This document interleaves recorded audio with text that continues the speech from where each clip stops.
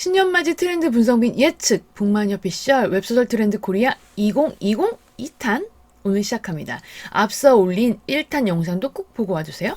고고!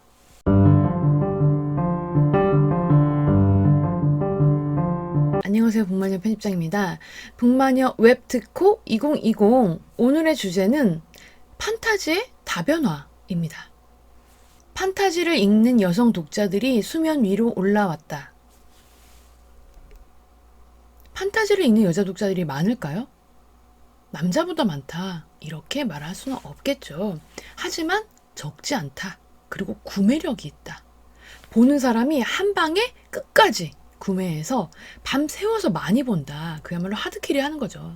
판타지 여성 독자들이 분명히 존재했지만 수면 위로 올라오지는 않았었습니다. 그런데 업계에 딱 보이게 된 사건이 있었습니다. 바로 전독시, 전지적 독자 시점이 큰 역할을 하였습니다. 원래 여자들이 꽂히면 팬들을 열정적으로 하는 편이죠. 그 전독시의 캐릭터가 그야말로 넘사벽의 인기를 누렸는데 정말 팬들이 돈을 모아서 광고까지 때리고 그리고 팬아트 등 이런 2차 창작까지 엄청난 인기를 끌었단 말이죠. 이걸 보면서 저는 생각했습니다. 아, 정말 때가 되었구나. 여기서 중요한 포인트는 원래 판타지를 보던 여성 독자들 뿐만 아니라 안 보던 여자들까지 판타지 장르로 편입이 되었다는 점입니다. 즉, 판타지에 관심이 없었어도 관심을 가질 만한 작품이 나온다? 그러면 그 장르는 안 보더라도 그 작품만은 본다는 거죠. 이건 아주 신선한 현상이고 시장에서 아주 좋은 변화입니다. 하지만 이 논리를 반대로 생각하기에는 조금 힘들 것 같아요. 예를 들면 로맨스 소설을 안 보던 남자가 갑자기 유명해진 로맨스를 본다? 비엘을 안 보는 남자가 갑자기 유명해진 비엘을 본다? 요거는 물론 아예 이런 남자 독자가 한 명도 없다라고 제가 말할 수는 없겠지만 다수가 그런다고도 조금 추측하기 힘든 것 같아요. 제가 판타지 여성 독자들이 점점 늘어난다. 여기까지 얘기를 하면 또 누군가는 이렇게 물어보겠죠. 그럼 소프트한 판타지를 쓰면 여자들이 많이 보겠네요. 브로맨스 같은 거 좀 넣으면 되나요? 으이그 그런다고 되겠습니까? 여기에 대해서는 제가 두 가지 답을 드릴게요. 첫째, 판타지를 보는 여자 독자들이 많아진다고 해서 남자 독자들의 비중이 줄어든다는 얘기는 아닙니다. 이건 오해하면 큰일 납니다. 절대 다수가 남자 독자들이고 그들의 취향을 무시하면 절대로 안 됩니다. 둘째, 전독시를 예로 들겠습니다. 세간에서 이런 말이 돌았죠. 전독시에 비엘스러움이 있어서 여자들이 몰려왔다는 식으로 분석하는 사람들이 있더라고요.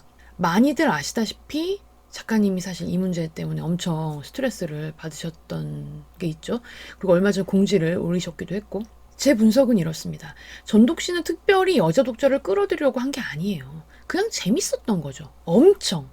판타지를 안 보는 여자들도 궁금할 정도로.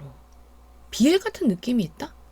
남성형 판타지라도 그런 느낌이 오묘하게 만들어질 수 있어요. 캐릭터가 여러 명일 때. 근데 매력적인 남자 캐릭터가 여러 명일 때. 주요 인물이 둘이 나와도 한쪽은 되게 매력적인데 한쪽은 별로야. 그 어떻게 이게 매치가 돼? 불가능해요. 비엘은 무조건 양쪽이 다 괜찮아야 되거든요.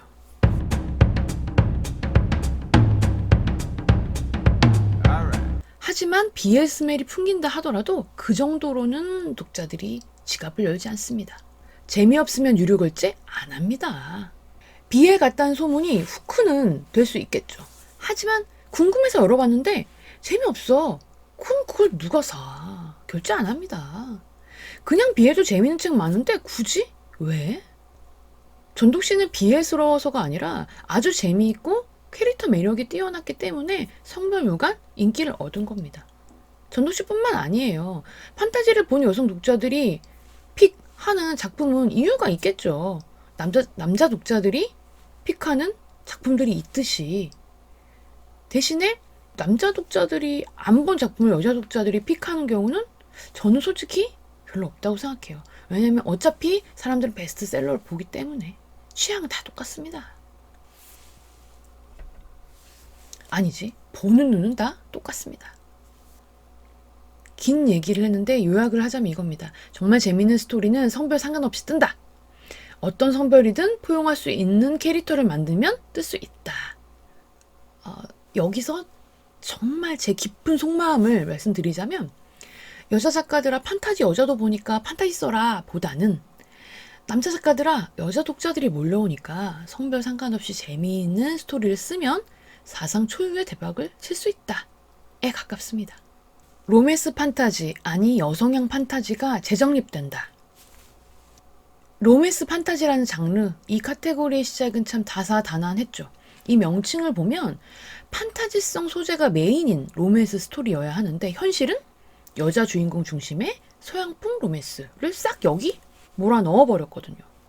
빙의, 책빙의, 회귀 이런 비현실 소재가 들어가지 않은 서양풍 로맨스도 모두 로판에 들어갑니다. 따지고 보면 되게 이상한 현상이죠.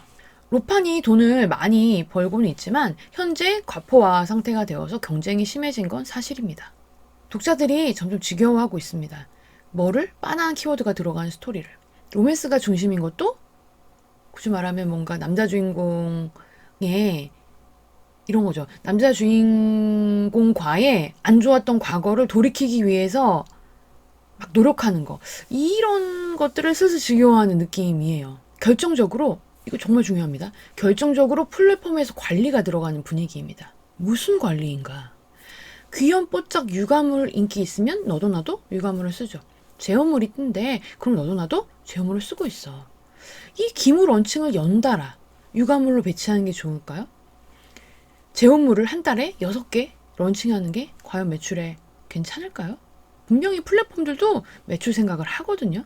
MD라면 플랫폼 쪽 관리자라면 분명히 다른 콘텐츠를 찾게 됩니다. 다른 방책을 찾게 된다는 거예요. 그 현상을 저는 작년 4분기부터 느꼈고 기존 로판과는 다른 스토리들이 사실 극소수였지만 갑자기 나타났고 갑자기 기무가 됐고 인기를 얻었습니다. 조아라 선작, 그놈의 조아라 선작. 그 선작이 그렇게까지 높지 않았고 신인 작가였고 그리고 어떤 그 많이 쓰는 그런게까지 많이 쓰는 키워드가 아니었고 이랬는데 저희가 그래서 이제 웹소 심사를 넣었었거든요. 그런데 그냥 기무하자고 연락이 온 거예요. 답이. 장난 아닌 일인 거지. 한마디로 모두가 안 된다. 이 정도는 되어야 한다.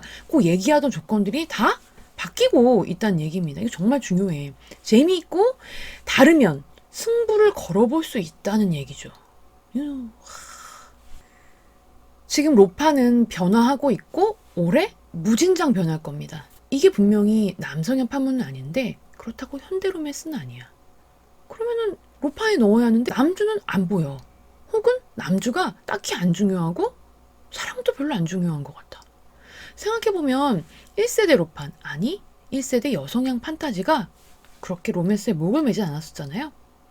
이 풍이 다시 오는 것 같습니다. 이 변화가 플랫폼 카테고리에 영향을 줄까? 종종 저한테 물어보시는 분들이 있죠. 제 작품이 어느 카테고리에 들어가는지 모르겠어요. 알려주세요.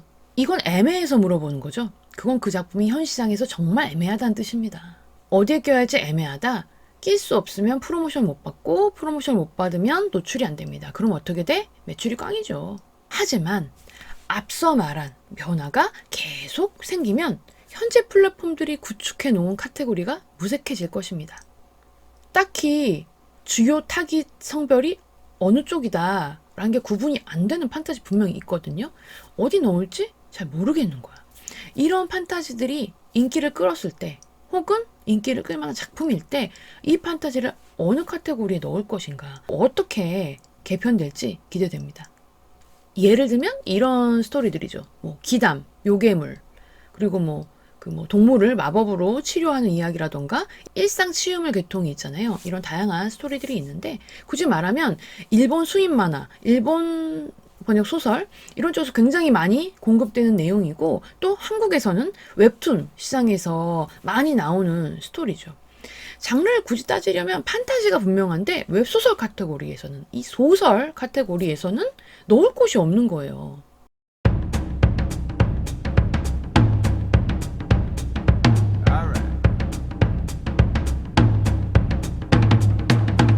얼마 전까지만 해도 그런 작품들은 사실상 시장에서 웹소설 시장에서는 그냥 사장되었습니다. 저도 판타지, 로판 도전하고 싶다는 프로 작가, 지망생들에게 그런 거 쓰는 건 괜찮지만 웹소설 시장에서 런칭해서 돈 벌기에는 좀 애매할 것 같다라고 말했었고요.